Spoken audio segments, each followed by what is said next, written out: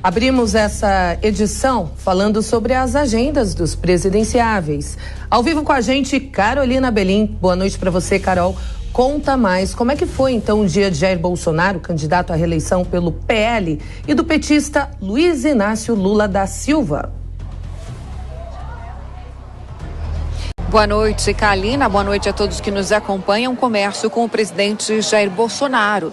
Ele que começou o dia reunido com prefeitos apoiadores em Santa Catarina, em Balneário Camboriú, depois, na sequência, foi até Pelotas, cidade que fica no sul do Rio Grande do Sul. Chegou ali no aeroporto, foi recebido por apoiadores e seguiu para a Fena Doce, uma feira gastronômica muito tradicional de Pelotas. Bolsonaro estava junto com lideranças, apoiadores, quem ele apoia também no estado, né? O ex-ministro dele, Onyx Lorenzoni, do PL, que concorre agora no segundo turno ao governo do estado do Rio Grande do Sul, né? Contra Eduardo Leite, do PSDB.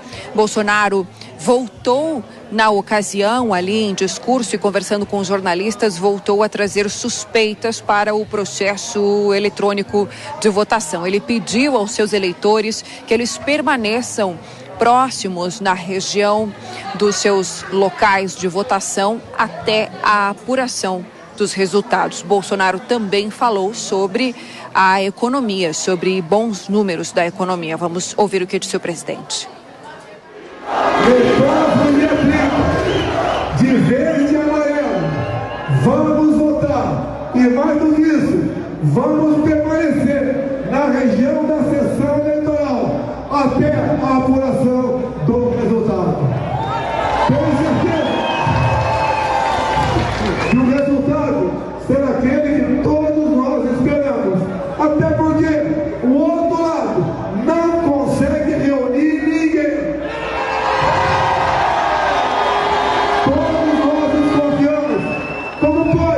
Aquele cara ter tantos votos, se o povo não está ao lado do mesmo. O candidato do PT, Luiz Inácio Lula da Silva, está neste instante no Rio de Janeiro, em Belford Roxo, na Baixada Fluminense, onde participa de comício, né? Uma região e um comício que é muito estratégico, pois lembro a vocês que nesta semana aí foi confirmado o apoio do prefeito de Belford Roxo, o prefeito Vaguinho, do União Brasil. É um apoio estratégico, considerado estratégico pela campanha do petista, uma vez que é numa tentativa de tirar um pouco da vantagem de Bolsonaro ali naquela região e também pela questão de alcançar eleitores evangélicos, né? Uma vez que Vaguinho transita muito entre as comunidades evangélicas. Lula voltou a falar sobre retomar o programa Minha Casa Minha Vida e também falou sobre investimentos na indústria naval como maneira de gerar empregos. Volto com vocês no estúdio.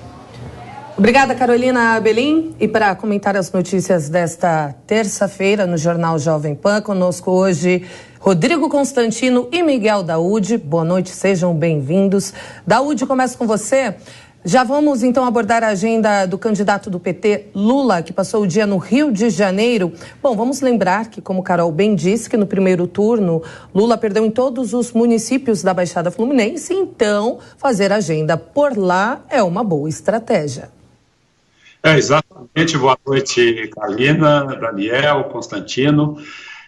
Os candidatos estão indo nos redutos onde não tiveram tantos votos, uma forma de você conseguir mais votos agora para o segundo turno. Com relação, Kalina, à manifestação do ex-presidente Lula, caberia fazer algumas observações ali nas imagens que nós vimos, né?